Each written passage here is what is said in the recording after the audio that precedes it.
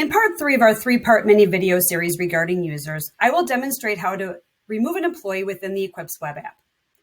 If an employee has moved into a new role within the organization that does not need access to the application, or that employees left the organization, follow the next steps to complete the process.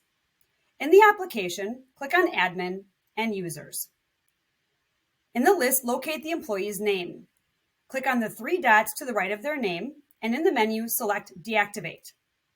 This deactivates the user from the list.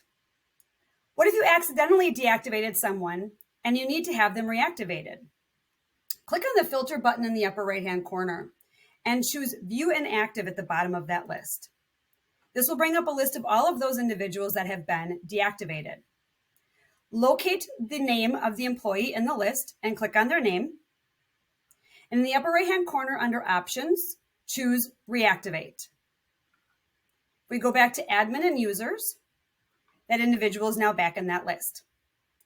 Now, if a user needs a password reset, you can actually generate a temporary password for that employee.